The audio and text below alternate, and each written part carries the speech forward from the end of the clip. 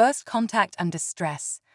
The vast expanse of space had always called to humanity, a siren song of endless possibility and adventure. But for all their dreams and aspirations, humans had never truly believed they'd find intelligent life among the stars. That changed on a crisp autumn morning in 2157, when the long-range sensors of the UAS horizon picked up an anomalous signal emanating from a previously unexplored star system. Captain Elena Rodriguez stood on the bridge of the horizon, her dark eyes fixed on the holographic display before her. The signal pulsed steadily, a clear pattern that spoke of artificial origin. "Analysis?" she asked, her voice steady despite the excitement coursing through her veins. Lieutenant Emil Curie, the ship's communications officer, responded without taking his eyes off his console. "It's definitely not natural, Captain. The pattern is too regular, too intentional.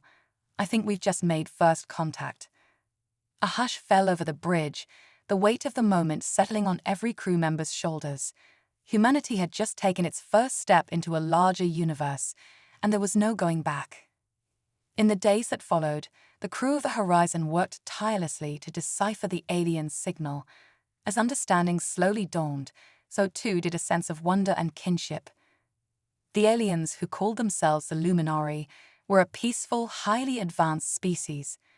Their message was one of greeting and invitation, welcoming humanity to the galactic community. As diplomatic channels opened and cultural exchanges began, humans and Luminari alike marveled at the similarities between their species. Both were curious, inventive, and driven by an insatiable desire to explore and understand the universe around them. But where the Luminari had chosen a path of pure scientific pursuit and artistic expression, humanity's history of conflict and struggle had forged them into something altogether different. 6 months after first contact, as the initial excitement began to settle into a new normal, everything changed. A distress call, urgent and desperate, reached Earth from the Luminari homeworld. Captain Rodriguez, who had become humanity's unofficial ambassador to the Luminari, received the transmission personally.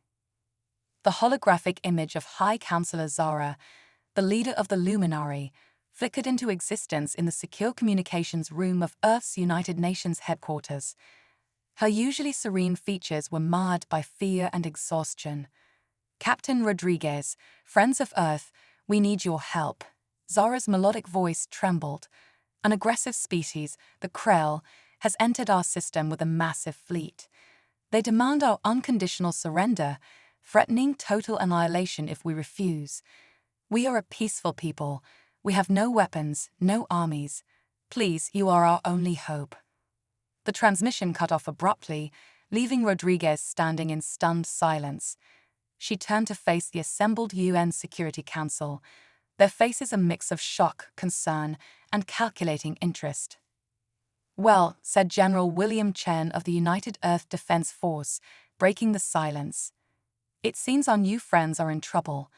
The question is, what are we going to do about it?" UN Secretary-General Adebayo leaned forward, his brow furrowed.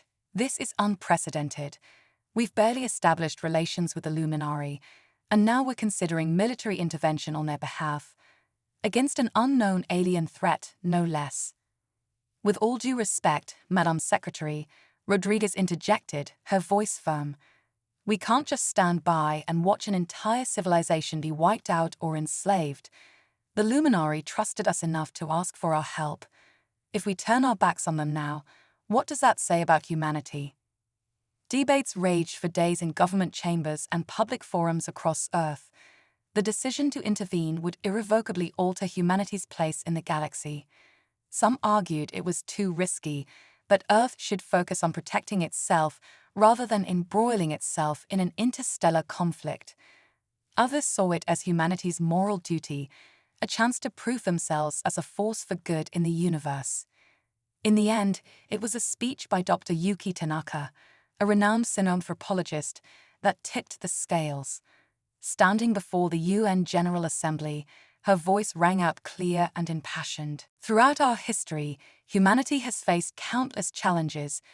We've warred against each other, struggled against the elements, and push the boundaries of what's possible. But in doing so, we've developed something unique, an indomitable spirit, a refusal to accept defeat. The Luminari represent everything we aspire to be: peaceful, enlightened, united. But they lack what we have forged through millennia of adversity, the strength to fight for their survival.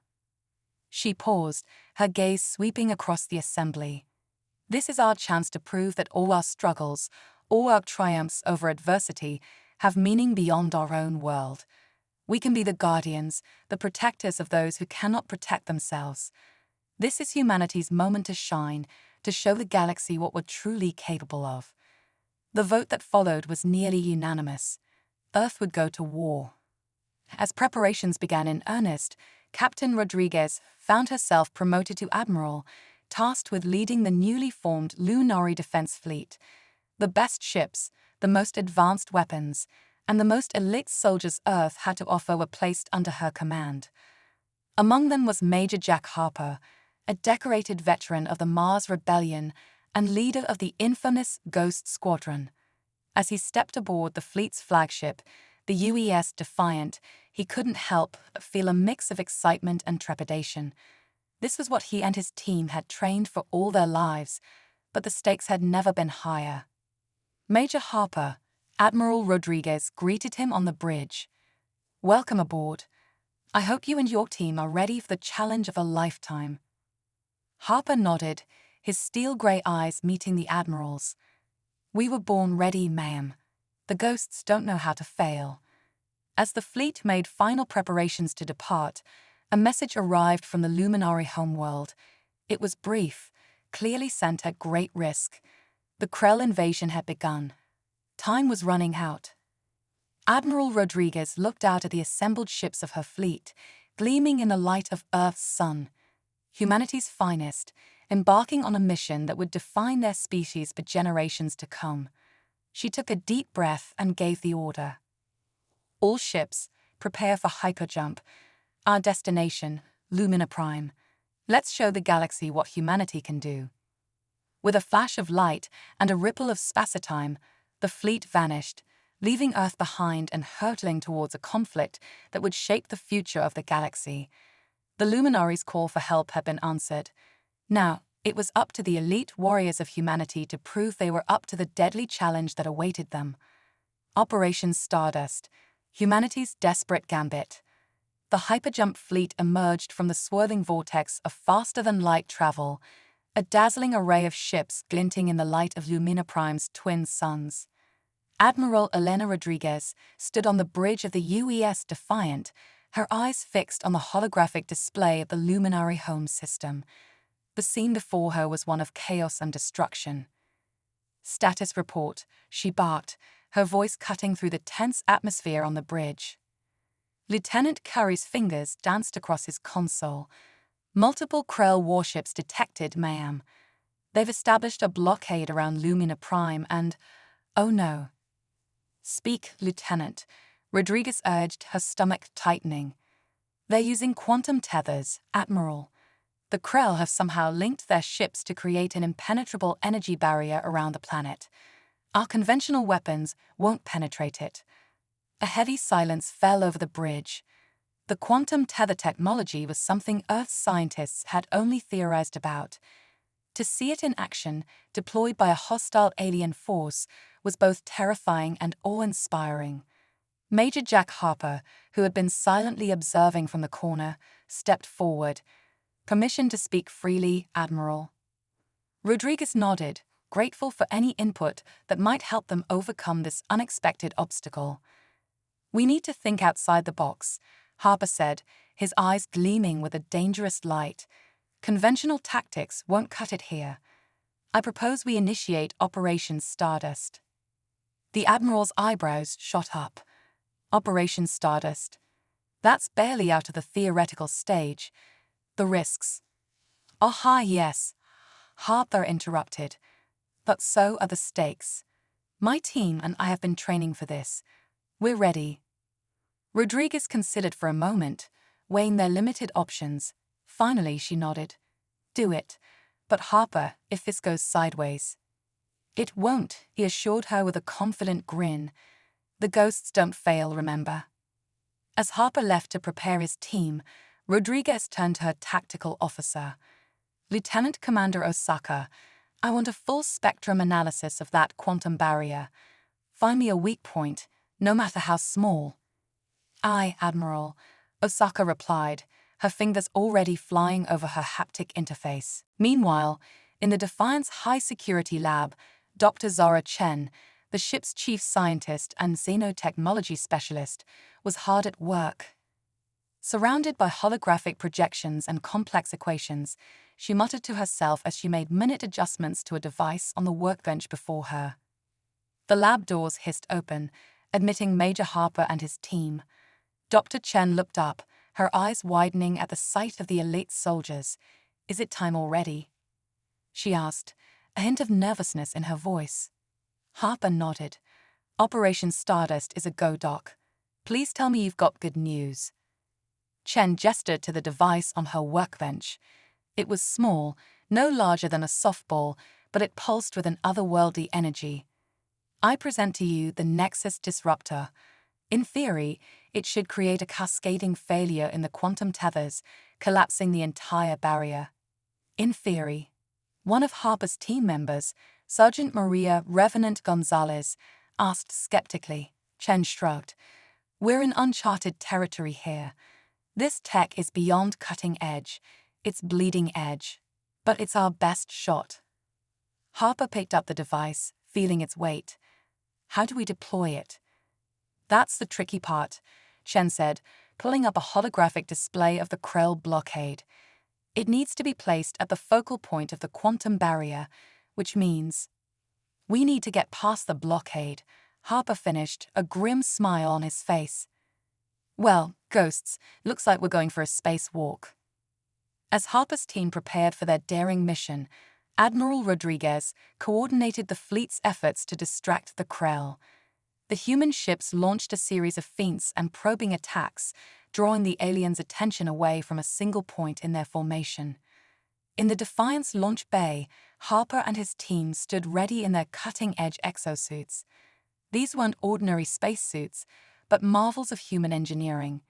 Powered by miniaturized fusion reactors, equipped with personal force fields, and capable of limited FTL jumps, they represented the pinnacle of human military technology.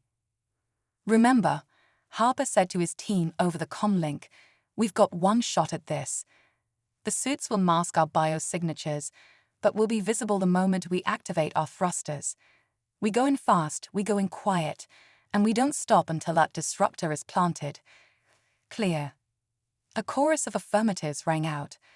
Ghost Squadron, Admiral Rodriguez's voice came over the comm. You are clear for launch. The fate of an entire species rests on your shoulders. Good luck and Godspeed. The launch bay doors opened, revealing the star-studded blackness of space. Without hesitation, Harper and his team leaped into the void, their suits automatically adjusting to the vacuum. For several tense minutes, they drifted silently towards the Krell blockade, using only the momentum from their initial jump. As they neared the barrier, Harper gave the signal. In perfect synchronization, the ghosts activated their thrusters, streaking towards their target like comets.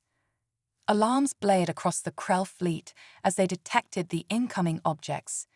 Energy weapons lashed out, filling space with deadly beams of light. But the ghosts were not called elite for nothing.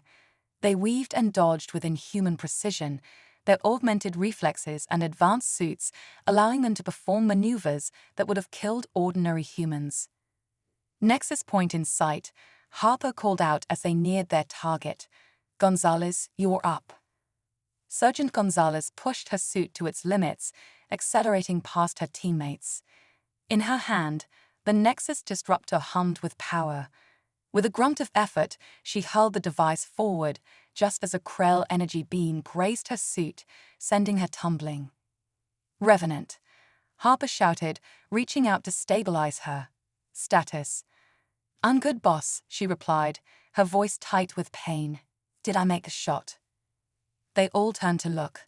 The Nexus disruptor had embedded itself perfectly at the focal point of the quantum barrier. For a moment, nothing happened. Then, with a silent flash of light that seemed to bend reality itself, the device activated. The effect was immediate and spectacular. Cracks of blue-white energy spread across the barrier like lightning, growing larger and more numerous by the second. The Krell ships, suddenly untethered, began to drift apart in confusion. "It worked," Harper breathed. Then louder, "Admiral, the barrier is down. I repeat, the quantum barrier is down." A cheer erupted over the comlink, but Rodriguez's voice quickly cut through. "Excellent work, Ghost Squadron. Now get the hell out of there. All ships, battle formation Delta. Let's show these Krell what happens when they mess with humanity's friends." As Harper and his team used their suit's FTL capability to jump back to the Defiant, the human fleet surged forward. The battle for Lumina Prime had truly begun, and humanity was determined to prove that their elite warriors were more than a match for any threat the galaxy could throw at them. On the bridge of the Defiant, Admiral Rodriguez allowed herself a small smile. They had overcome the impossible once. Now, they just had to do it again, and again, until the Luminari was safe. "All ahead full," she ordered. "Let's make history." Quantum gorillas and the Bionetics swarm. The battle for Lumina Prime raged across the star system, a dazzling display of advanced technology and tactical brilliance. Admiral Elena Rodriguez stood at the helm of the UES Defiant, her eyes darting between holographic displays as she coordinated the human fleet's efforts against the Krell invaders. "Status report," she barked, her voice cutting through the controlled chaos of the bridge. Lieutenant Commander Osaka responded without looking up from her console. "The Krell are regrouping, Admiral. They're forming some kind of... Wait, that can't be right." "Speak, Osaka," Rodriguez urged. "The Krell ships, they're merging, ma'am, combining into larger structures. I've never seen anything like it." As they watched, the Krell fleet began to transform. Individual ships melded together, forming massive biomechanical leviathans that dwarfed even the largest human vessels. These new constructs pulsed with an eerie, organic light, their surfaces rippling like living tissue. "Bionetic technology," Dr. Zora Chen's voice came over the comm, a mix of awe and horror in her tone. "They're not just ships anymore. They're becoming a singular, adaptive organism." Major Jack Harper, freshly returned from his daring mission, stepped onto the bridge. "So how do we fight something like that?" Rodriguez's mind raced, considering and discarding strategies at lightning speed. Then her eyes lit up with a dangerous gleam. "We don't fight it. We infect it." She turned to Harper. "Major, how quickly can you and Dr. Chen repurpose that Nexus disruptor technology into something smaller?" Harper grinned, catching on immediately. "You're thinking biological warfare, Admiral." "On a quantum level," Rodriguez confirmed. "If the Krell want to play with bionetics, let's show them what happens when they face humanity's ingenuity." As Harper rushed off to coordinate with Dr. Chen, Rodriguez addressed her fleet. "All ships, initiate Protocol Omega. We're about to rewrite the rules of engagement." In the hours that followed, the human fleet engaged in a complex dance of feints and tactical retreats, keeping the Krell bionetic constructs occupied while the scientists and engineers aboard the Defiant worked feverishly.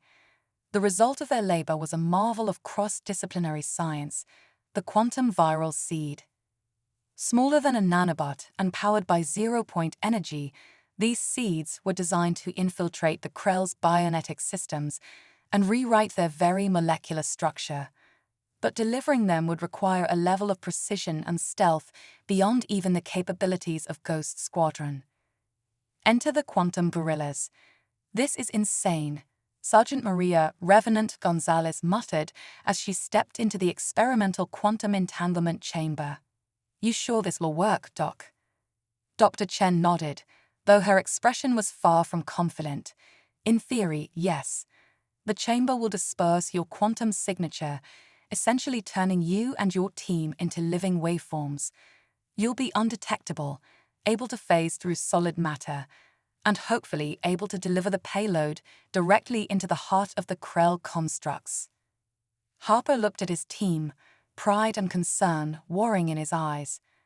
I don't need to tell you how dangerous this is.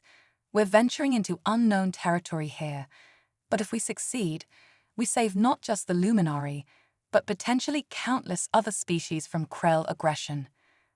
The members of Ghost's squadron exchanged glances, then nodded as one. They were ready.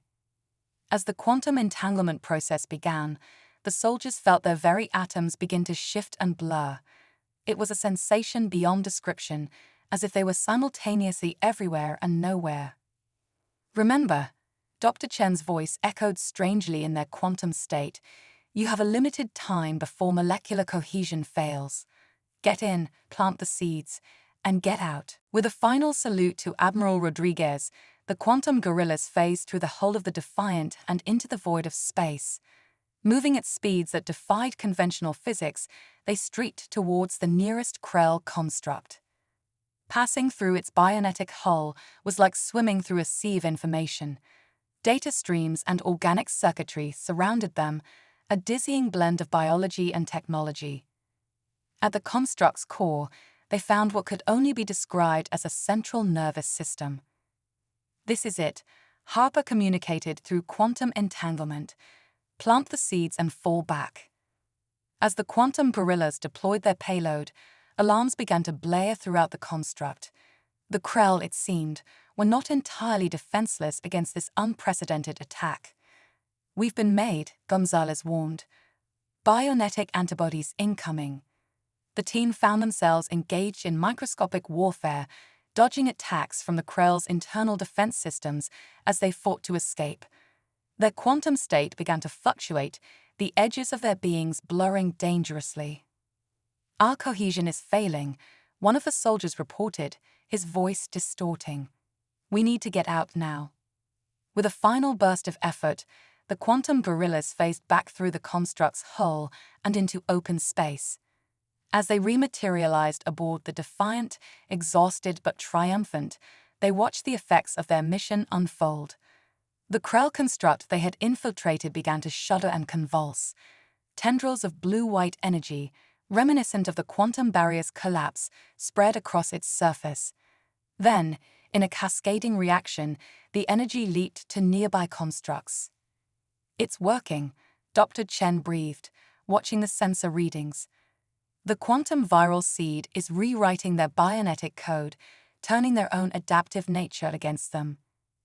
Admiral Rodriguez allowed herself a fierce smile. All ships, battle formation echo. Let's press our advantage. As the human fleet surged forward, the Krell constructs began to disintegrate, their once fearsome forms collapsing into clouds of inert matter. The tide of battle had turned decisively. But even as victory seemed within reach, a new threat emerged. From the depths of space, a massive Krell vessel appeared, dwarfing even the bionetic constructs. Its surface roiled with dark energy, defying the laws of physics as humanity understood them. New contact, Lieutenant Cowrie reported, his voice tight. It's, God help us, it's a Dyson sphere. The Krell have weaponized a Dyson sphere.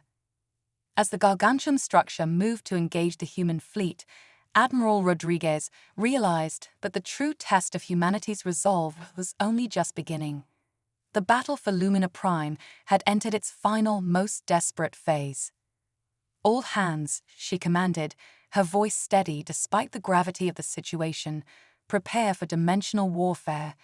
It's time to show the galaxy what humanity is truly capable of. The stage was set for a confrontation that would reshape the understanding of science, warfare, and the very nature of reality itself. Humanity's elite warriors had proven their worth, but their greatest challenge still lay ahead. Hyperdimensional chess and the cosmic crucible. The weaponized Dyson sphere loomed over the battlefield, a cosmic monstrosity that seemed to defy the very laws of physics. Its surface writhed with dark energy, bending light and warping space-time around it. Admiral Elena Rodriguez stood on the bridge of the UES Defiant, her mind racing to formulate a strategy against this unprecedented threat. "All ships, initiate protocol singularity," she commanded, her voice steady despite the gravity of the situation. "Dr. Chen, I need options. How do we fight something that breaks reality itself?" Dr. Zara Chen's hologram flickered to life on the bridge, her expression a mix of fear and excitement. "Admiral, we're dealing with technology so advanced it's indistinguishable from magic. The Dyson sphere isn't just a weapon, it's a bridge between dimensions. We need to think beyond conventional warfare. We need to engage in hyperdimensional chess." "Explain," Rodriguez demanded, her eyes never leaving the terrifying spectacle outside. "We can't destroy it conventionally," Chen elaborated, "but we might be able to collapse its dimensional stability. I propose we use the quantum entanglement drive to create a cascading reality fracture." Major Jack Harper, who had been silently observing, stepped forward. "In English, Doc." Chen took a deep breath. "We're going to punch a hole in the fabric of reality and hope it swallows the Dyson sphere before it swallows us." A heady silence fell over the bridge. It was Sergeant Maria Revenant Gonzalez who broke it. "So, we're going to weaponize the multiverse. Just another day at the office, right?" Despite the dire circumstances, a ripple of nervous laughter spread through the crew. Rodriguez allowed herself a grim smile. "All right, people, let's make history, or unmake it, as the case may be. Dr. Chen, you have full authorization. Do what you need to do." As Chen's team began the mind-bending calculations necessary for their desperate gambit, the human fleet engaged in a deadly dance with the Dyson sphere. Beams of concentrated dark energy lashed out, instantly vaporizing several ships. The survivors retaliated with everything in their arsenal, but their most powerful weapons seemed to dissipate harmlessly against the sphere's reality-warping field. "This is insane," Harper muttered, watching the one-sided battle unfold. "We're throwing pebbles at a black hole." "Then let's throw something bigger," Rodriguez replied. "Major, I need you and Ghost Squadron to do the impossible one more time." Harper's eyes lit up with understanding. "You want us to go inside that thing?" Rodriguez nodded. "Dr. Chen's plan might work, but we need to weaken the sphere from within. You've already proven you can phase through solid matter. Think you can phase through dimensional barriers?" "Only one way to find out," Harper grinned, the thrill of the challenge overshadowing his fear. "Ghosts, gear up. We're about to redefine the term deep penetration mission." As Ghost Squadron prepared for their reality-bending insertion, Dr. Chen's voice came over the comm. "Admiral, we're ready to initiate the quantum entanglement drive. But I must warn you, the consequences of this are unpredictable. We might inadvertently tear open rifts to other universes."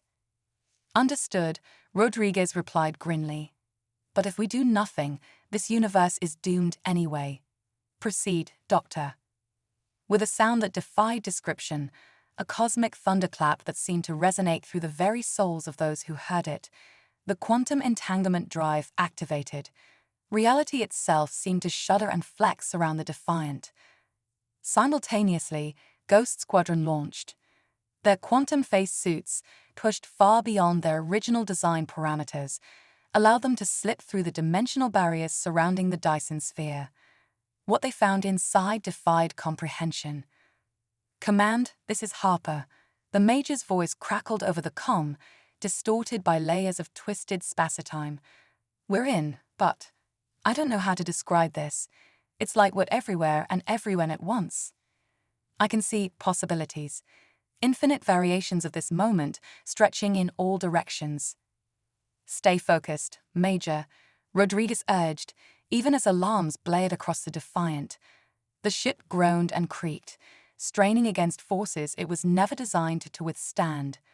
"Find the sphere's power source and neutralize it." Inside the hyperdimensional labyrinth of the Dyson sphere, Ghost Squadron fought a battle unlike any in human history. They faced echoes of themselves from parallel timelines, twisted reflections of might-have-beens, and never wears. Each step was a struggle against the very fabric of reality, each breath a defiance of laws of physics not meant for mortal comprehension.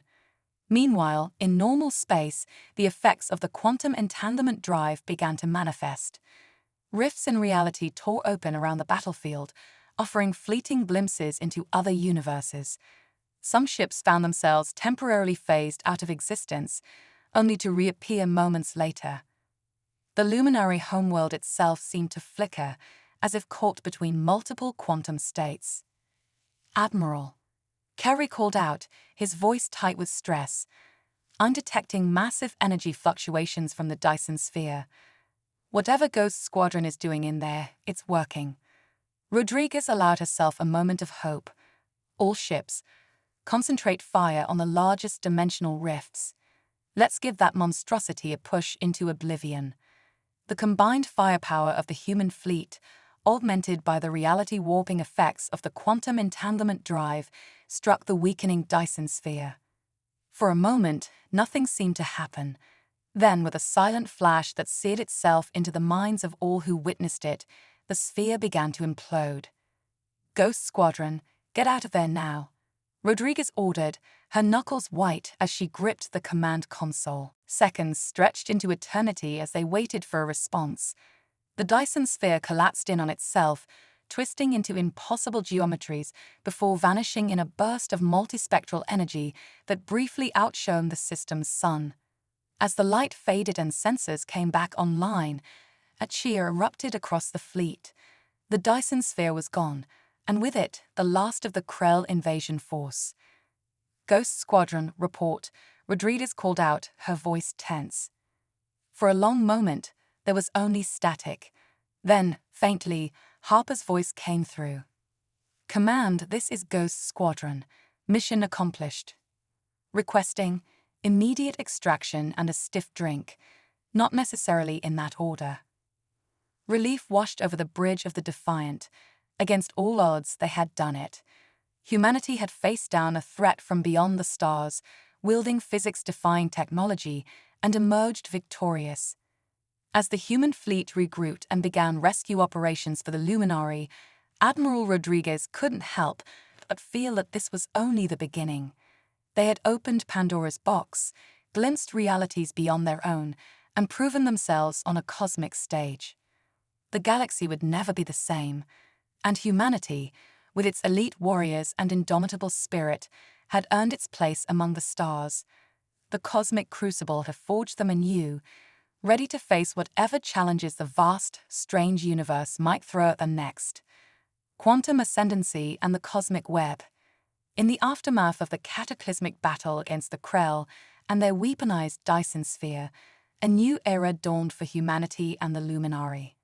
The once peaceful system of Lumina Prime had become a nexus of cosmic importance, its very fabric of reality altered by the forces unleashed during the conflict. Admiral Elena Rodriguez stood before the United Earth Council, her uniform adorned with new medals that seemed insufficient to represent the magnitude of what she and her fleet had accomplished. The chamber was hushed, filled with a mix of awe and apprehension as she delivered her report. "Distinguished members of the Council," she began, her voice carrying the weight of one who had gazed into the abyss of creation itself. "What we encountered in the luminous system was beyond our wildest imaginations. The Krell's Dyson sphere wasn't just a weapon, it was a key to unlocking the fundamental nature of reality itself." Holographic displays sprang to life around her, showing mind-bending visualizations of quantum fields and interdimensional rifts. Thanks to the heroic efforts of Ghost Squadron and the brilliant work of Dr. Zara Chen, we not only defeated the Krell, but also gained access to what we're calling the cosmic web. Murmurs rippled through the chamber. Rodriguez continued, her eyes blazing with the fire of discovery. "The cosmic web is a network of quantum filaments that connect all points in space and time. By learning to manipulate these filaments, we can potentially achieve instantaneous travel to any point in the universe, or even to parallel realities." The council chamber erupted into a cacophony of excited voices and concerned outbursts. Rodriguez raised a hand for silence. I know this sounds like science fiction, but I assure you, it's very real. And it's just the beginning of what we're calling the quantum ascendancy. Meanwhile, on Lumina Prime, Major Jack Harper and his team were engaged in a different kind of battle. The aftermath of the dimensional warfare had left pockets of twisted spacitimes scattered across the planet. Alien flora and fauna from parallel worlds had begun to bleed through, creating ecosystems that defied conventional biology. Harper, clad in a new generation of quantum phase armor, led a group of human and luminary scientists through a shimmering field of what appeared to be crystalline trees. Their branches reached not towards the sky, but seemed to stretch into other dimensions. Watch your step, he warned, his enhanced senses on high alert. The laws of physics get a bit creative around here. Dr. Zara Chen, who had insisted on joining the expedition, marveled at the readings on her multidimensional scanner. This is incredible, she breathed. These trees aren't just growing, they're evolving through multiple timelines simultaneously. The potential applications for medicine, for technology, it's limitless. Suddenly, Harper's quantum link comm crackled to life. Ghost lead, this is cosmic command. We're detecting a massive surge in the local quantum field. Brace for temporal displacement. Before Harper could respond, the world around them shifted. Colors inverted, gravity reversed, and for a moment that stretched into eternity, the team found themselves experiencing multiple possible realities at once. When the effects subsided, they found themselves standing in what appeared to be the same clearing, but subtly altered. The crystalline trees now pulsed with bioluminescent energy, and in the distance, they could see the spires of a city that hadn't been there before. Status report, Harper barked, his training kicking in despite the impossible situation. All team members accounted for. Sergeant Gonzalez responded, her voice shaky but determined. But sir, I don't think we're in our original timeline anymore. As they tried to make sense of their new surroundings, a figure emerged from the alien cityscape. It was humanoid, but clearly not human or luminary.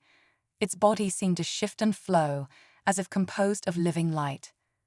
Welcome, quantum pioneers. The being's voice resonated in their minds rather than their ears. We've been expecting you.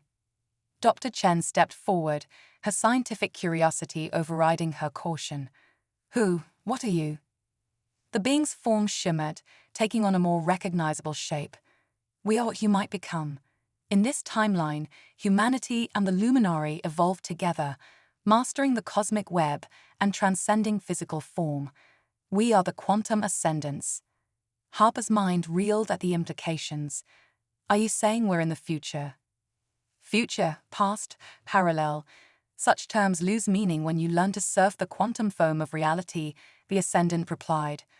We reached across the timelines to bring you here, because your actions in your native reality have set in motion events that will shape the destiny of countless civilizations. The being waved its hand, and the air around them shimmered, forming into a vast, multidimensional display of the universe. Glowing strands connected stars, galaxies, and even what appeared to be entire realities. The Krell were merely the first of many threats you will face, the Ascendant continued. There are forces in the cosmos that seek to unravel the very fabric of existence. Your defeat of the Dyson Sphere was the opening move in a game of cosmic chess that will determine the fate of all possible realities. As the team struggled to comprehend the magnitude of what they were being told, alarms blared from their quantum link comms. Ghost lead, this is cosmic command. We've lost your signal. The Lumina system is experiencing massive quantum fluctuations. We need you back here now.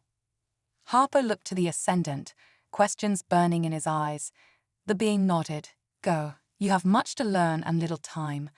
But know this, the choices you make, the alliances you forge, and the wisdom you gain will echo across the multiverse. The age of quantum ascendancy has begun, and humanity stands at its threshold. With a gesture, the Ascendant opened a swirling portal of pure quantum energy. This will return you to your time and place. Remember what you've seen here. The fate of all realities rests in your hands.